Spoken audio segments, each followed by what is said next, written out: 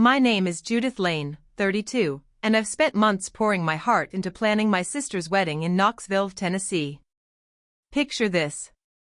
I'm lugging boxes of decorations, sweating over table settings, and coordinating a buffet for 150 guests, my gift to her big day. But 1 week before the wedding, I overheard a conversation that flipped everything upside down. My parents and sister, huddled in our living room, thought I was out of earshot. They were plotting to stick me with babysitting 12 kids during the ceremony and reception without even asking me. Me, the unpaid event planner, now demoted to glorified nanny, I felt my blood boil. They assumed I'd just roll over like always. But not this time. I made a choice right then. I canceled the catering contract with one phone call, scrapped the decorations I'd spent weeks designing, and booked a weekend at a boutique hotel downtown. On the wedding day, my phone lit up with frantic calls. My sister's voice screamed through the line. "Where are you?" I leaned back in my hotel suite, sipped my coffee, and laughed. "Don't wait for me," I said. "And don't wait for the buffet." What happened next? Let's just say their perfect day turned into a lesson they'll never forget. Stick around to see how it all unfolded. Before we dive into my story, tell me what time it is where you are and which city you're watching from.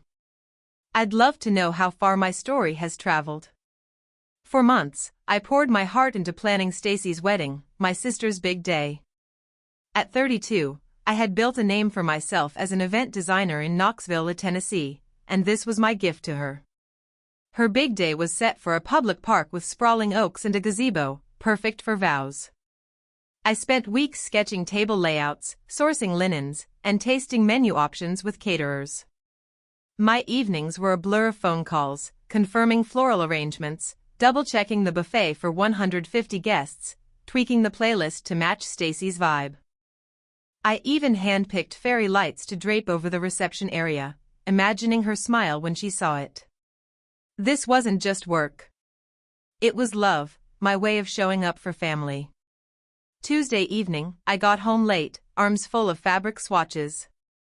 The house was quiet, but voices drifted from the living room. I paused by the staircase, not meaning to eavesdrop. But my dad, George's tone stopped me cold. "Judith will handle the kids," he said like it was a done deal. My mom, Elizabeth, chimed in. "She's good with them, and it'll save us hiring a sitter." Then Stacy, my sis, laughed. "Yeah, she's always up for anything. 12 kids won't be a problem." 12 kids? My stomach twisted. They were talking about me babysitting a dozen children during the wedding ceremony reception, the whole deal without even asking. I leaned closer, gripping the banister, Elizabeth added. "She's already doing the decorations and food. What's a few more hours?" George grunted. "It's not like she's got her own life to worry about." I felt like I'd been slapped. My parents and sisters saw me as their free labor, someone to dump tasks on because I was reliable. All those late nights, all that effort, and they thought I was just their errand girl. I slipped upstairs, my chest tight with hurt. In my room, I stared at the wedding binder pages of schedules, vendor contacts, my handwriting in the margins. I'd poured everything into this, but to them I was invisible, a tool to make their lives easier. I thought of every family gathering where I jumped in cooking, cleaning, organizing because I wanted to help. Now it hit me. They didn't value it. They expected it. I sat on my beating their words. Stacy's laugh stung the most. She was my sister, the one I'd stayed up with after her first breakup, the one I'd cheered for at every milestone. And now she was tossing me aside like I didn't matter. George and Elizabeth weren't any better. They'd always leaned on me. Dad calling me to fix his computer. Mom asking me to run errands when she was too busy. I'd done it all thinking it was what families do. But this planning a wedding and babysitting a small army of kids without a single please. It was a line crossed. I opened my laptop, pulling up the catering contract. My finger hovered over the email tab. Part of me wanted to storm downstairs, demand an explanation, but I knew how that would go. Dad's dismissive wave. Mom's fake surprise. Stacy's eye roll. No words wouldn't fix this. They'd made their plan without me, so I'd make mine without them. I wasn't just hurt. I was done being their doormat. My role in this family wasn't what I thought it was. And that realization burned. I needed to rethink everything, starting with that wedding. I needed to talk to someone who'd get it. So, I texted my best friend, Carol, asking her to meet me at a coffee shop downtown. The place was buzzing baristas, steaming milk couples, chatting over lattes, but I barely noticed. I slid into a booth, my wedding binder still tucked under my arm, its pages a reminder of how much I'd given. Carol walked in, her usual smile fading when she saw my face. I spilled everything. How I'd spent months designing Stacy's wedding, from the gazebo setup to the buffet menu, only to overhear them plotting to make me a babysitter. They didn't even ask me. Carol, I said, my voice tight. They just assumed I'd do it, like my time means nothing. Carol leaned forward, her eyes sharp. That's not family, Judith. That's exploitation. You're not their hired help. Her words hit hard like a splash of cold water. She didn't sugarcoat it, just listened as I vented about Dad's casual dismissal, Mom's agreement, and Stacy's laugh that cut deepest. You don't owe them anything, Carol said, stirring her coffee. What are you going to do about it? That question lit a spark. I'd been fuming, but now I saw a way out. I'm not going. I told her the words, surprising even me. I'm done with their wedding. Carol raised an eyebrow but nodded. Good. Make them feel it. I pulled out my phone, scrolling to the catering company's contact. My finger hovered over the call button. This was it. No turning back. I dialed, my heart racing. Hi, this is Judith Lane, I said to the manager. I need to cancel the buffet order for the Lane wedding this Saturday. All of it. The manager sounded confused, asking for a reason, but I kept it short. Personal circumstances, I said, hanging up before I could second guess myself. Next, I called the decor vendor. The table settings, the fairy lights, the centerpieces cancel everything, I told them. The woman on the line tried to argue, mentioning deposits, but I cut her off. Send the invoice to George Lane, I said, my voice steady. I wasn't paying for their mess. Each call felt like shedding a weight I'd carried too long. I wasn't just canceling services. I was reclaiming my dignity. Carol watched me, a small smile creeping onto her face. You're really doing this, she said. I nodded, feeling a rush of clarity. They'd made their plan without me, so I'd make mine without them. But I wasn't done. I opened my laptop right there in the coffee shop, searching for a place to escape on Saturday. Knoxville's boutique hotels popped up and one caught my eye. A sleek spot downtown with a rooftop bar and views of the Tennessee River. Perfect. I booked a suite for the weekend. My credit card confirmation pinging before I could overthink it. I imagined myself there sipping a drink while Stacy and my parents scrambled. The thought made me smirk, not out of spite, but because I was finally choosing myself. Carol reached across the table, squeezing my hand. You're stronger than they think, she said. I felt it, too, like a fire igniting inside me. I wasn't the pushover they expected. Back home, I packed a small bag, clothes, toiletries, my favorite book. No wedding binder this time.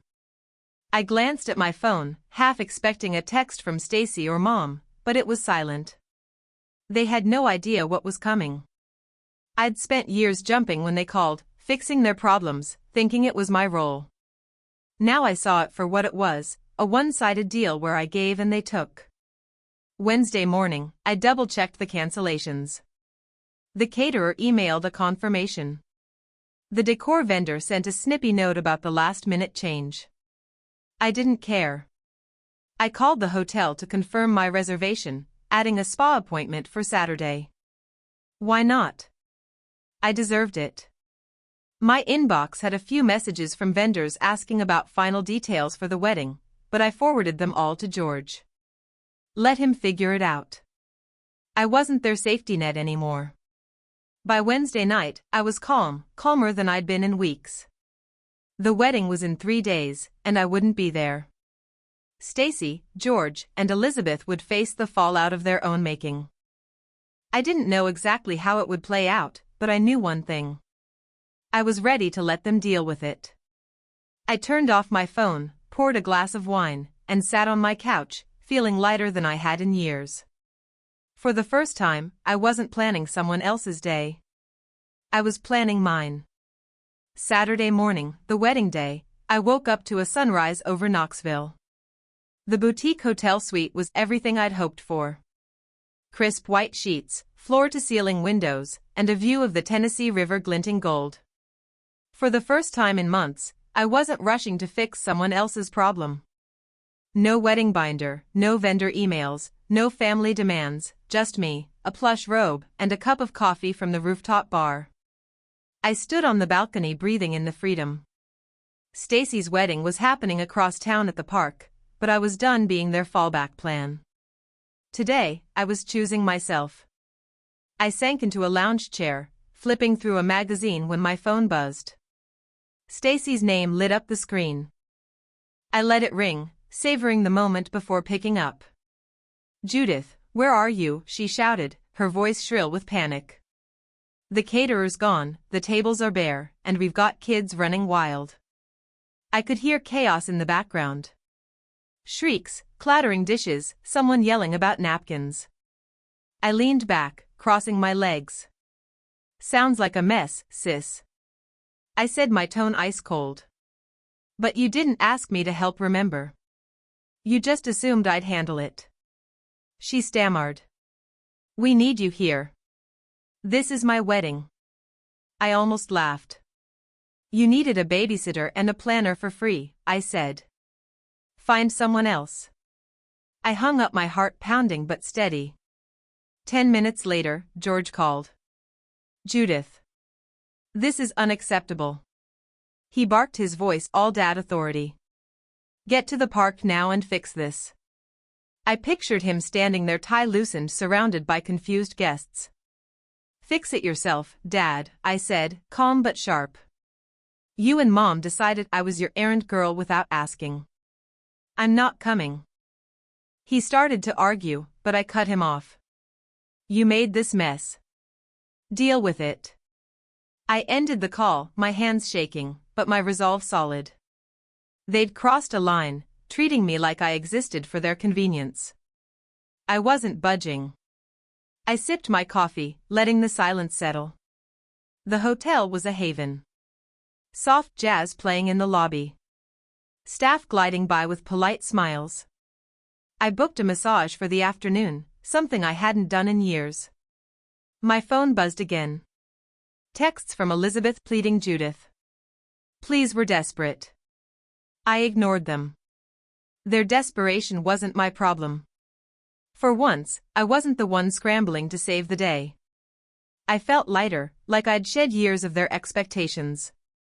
I opened my laptop, checking emails for a new client project, a corporate gala I'd pitched last week.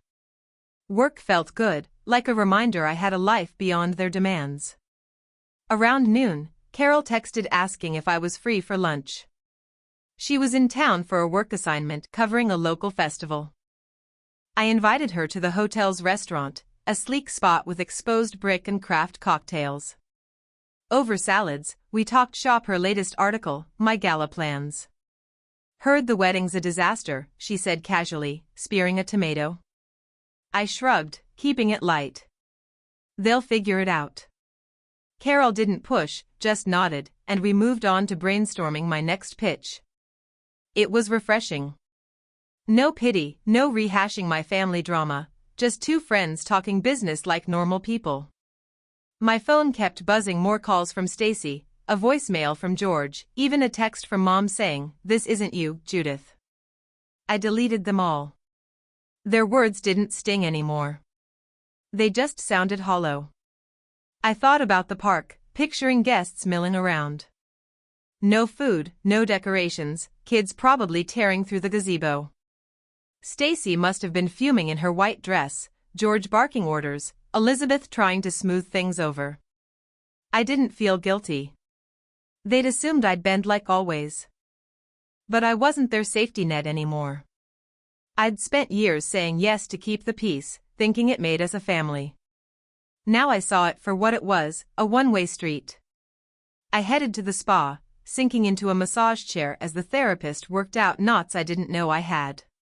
The room smelled of lavender, and for an hour, I forgot about the wedding entirely. My phone stayed off tucked in my bag. I wasn't hiding, I was living. Later, I strolled through downtown Knoxville, popping into a bookstore to browse. I bought a novel, something light and fun, and sat by the river with an iced tea. The day felt like mine, not theirs. I wasn't just skipping the wedding. I was rewriting what family meant to me. By evening, I was back at the hotel, sipping a cocktail at the rooftop bar. The city lights sparkled below, and I felt a quiet strength. Stacy and George's calls had stopped, probably because they were too busy scrambling. I didn't care how they were handling it. I'd given them my all for years, time, energy, love, and they'd thrown it back in my face. Today wasn't about revenge. It was about respect for myself.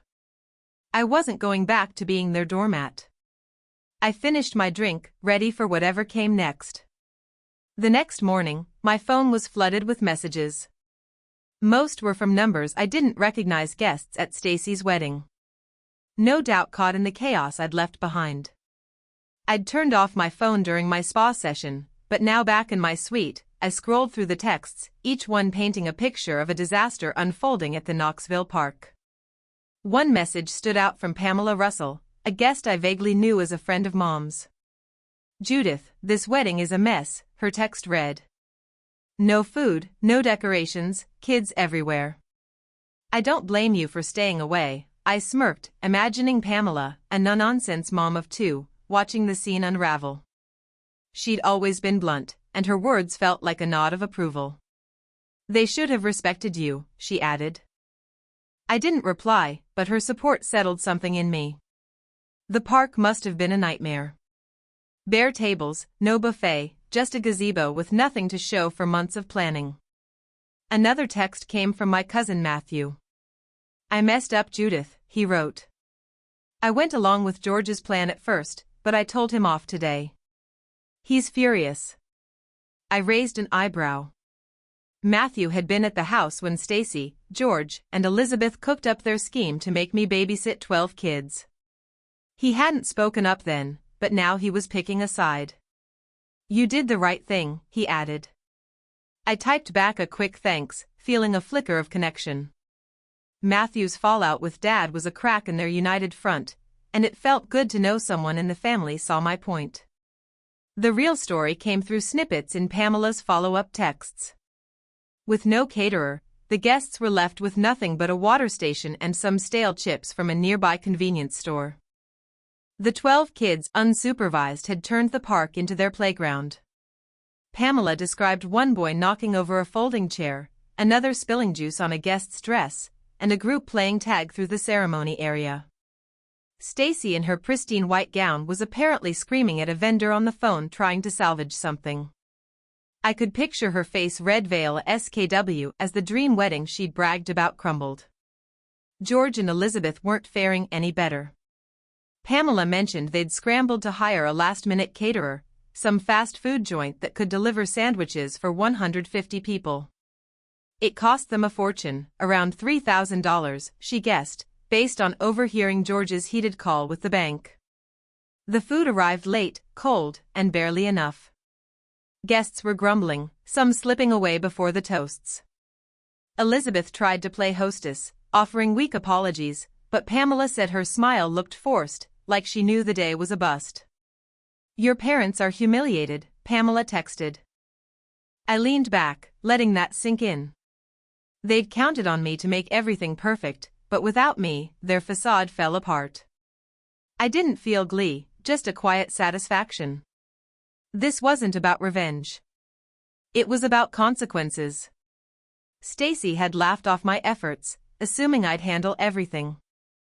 George had barked orders like I was his employee. Elizabeth had gone along never questioning. Now they were paying for it literally and figuratively. The guests' early exits were a blow to their pride, especially for Dad, who cared about appearances. I pictured him pacing tie undone, muttering about how this never would have happened if I'd just shown up. But I hadn't, and that was the point. Matthew's second text gave more context. George blamed me for not warning him you'd bail, he wrote. I told him he should have asked you first. I could imagine the argument. Matthew, usually quiet, standing up to Dad's temper. It must have been heated, maybe in front of guests, adding to the embarrassment. I didn't reply this time. Matthew's choice to confront George was his own, but it showed the ripple effect of my stand. Their plan had backfired, and now they were turning on each other. Pamela sent one last message. You're better off where you are. I nodded to myself, setting the phone down. The hotel suite was quiet, the river outside shimmering under the afternoon sun. I didn't need to be at the park to know the chaos was real. Stacy's perfect day was in tatters, and George and Elizabeth were stuck cleaning up a mess they'd made. I'd spent years smoothing over their problems, but not today. The wedding was their disaster to handle. 2 days later, I was sipping tea when the doorbell rang. I'd been back at my Knoxville home for a few hours, unpacking from the hotel, my mind still buzzing with the freedom of yesterday. I glanced at the door, expecting a delivery, but my gut tightened when I saw Stacy through the peephole. Her face was drawn, no trace of her wedding day glow. I opened the door, cup still in hand, and leaned against the frame. What do you want, sis? I asked, my voice flat. Stacy stepped inside without waiting for an invite, her heels clicking on my hardwood floor. We need to talk, she said, her tone a mix of exhaustion and defiance. She stood in my living room, arms crossed, still wearing earrings from the wedding. Yesterday was a disaster.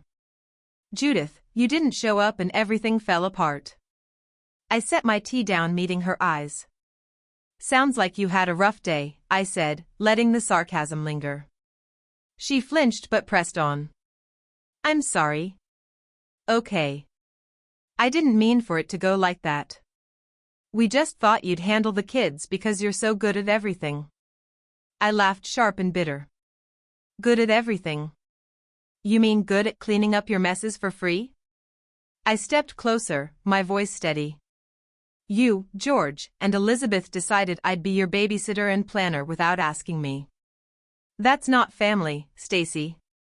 That's disrespect. Her eyes widened like she hadn't expected me to push back. We didn't mean it like that. She stammered. We were stressed planning the wedding, and we thought you'd want to help. I shook my head. You didn't think about what I wanted. You assumed I'd fall in line like always. Stacy's face crumpled and she tried a different tack. I'm your sister, she said, voice softer. We've always been there for each other. Can't we just move past this? I felt a pang. Memories of late-night talks, her leaning on me through heartbreaks, but it wasn't enough. You were there for me when it suited you, I said. But when I gave everything for your wedding, you laughed it off and piled on more. I'm done being your safety net. She opened her mouth, but I cut her off. No, Stacy. You don't get to guilt me into fixing this. You made your choice. Now live with it. She stood there silent, her hands twisting together. Mom and Dad are upset, too, she said finally, almost a whisper. They're saying you ruined everything. I didn't blink. They ruined it when they treated me like their errand girl. I said if they're upset, that's their problem, not mine. Stacy's eyes welled up, but I didn't soften. I'd spent years swallowing my hurt to keep the peace. Not anymore. You should go, I told her, nodding toward the door.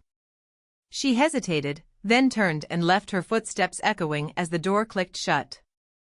I sank onto my couch, the silence heavy, but not uncomfortable. I'd held my ground and it felt right. My phone rang, pulling me from my thoughts. It was my Aunt Beatrice, her voice warm but firm when I answered. "Judith, I heard what happened," she said. "I'm proud of you." Beatrice had always been the blunt one in the family, never afraid to call out nonsense. "I was at the wedding," she continued.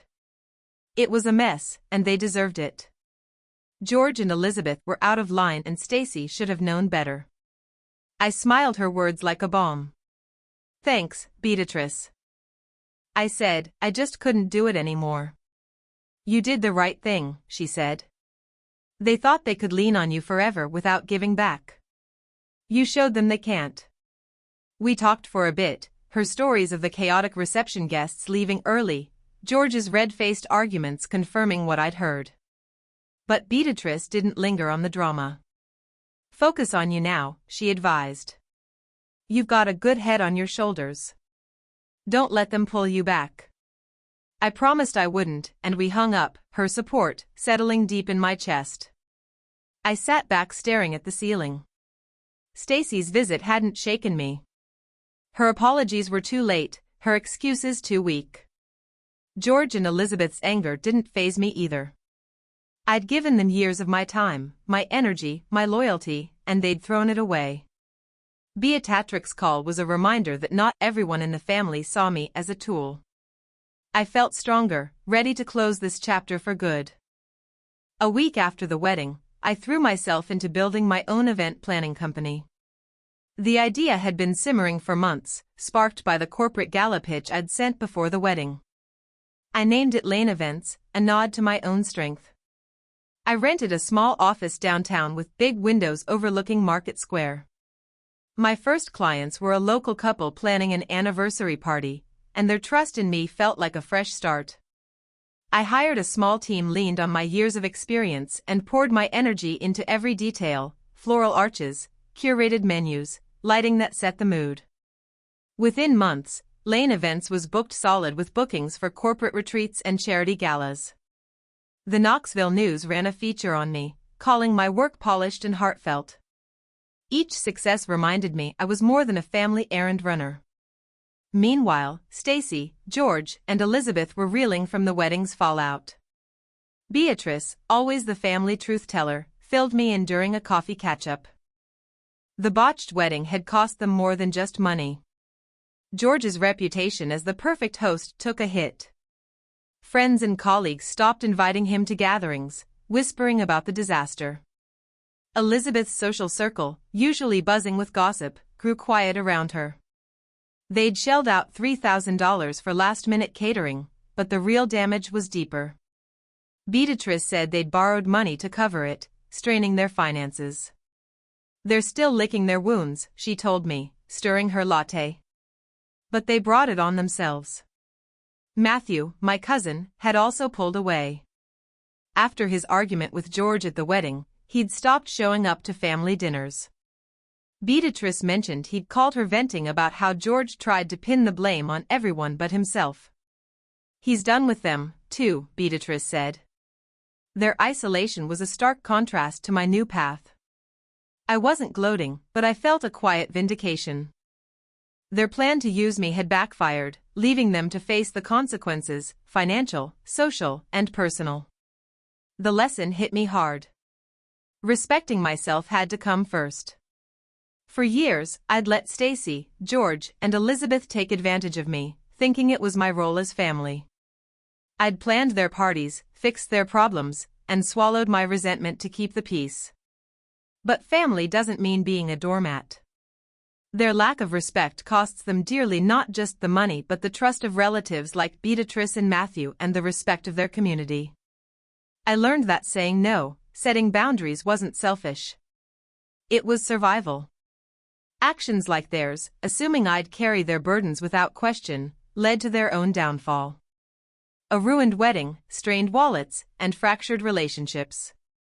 I didn't need their approval to thrive. Lane Events was proof of that.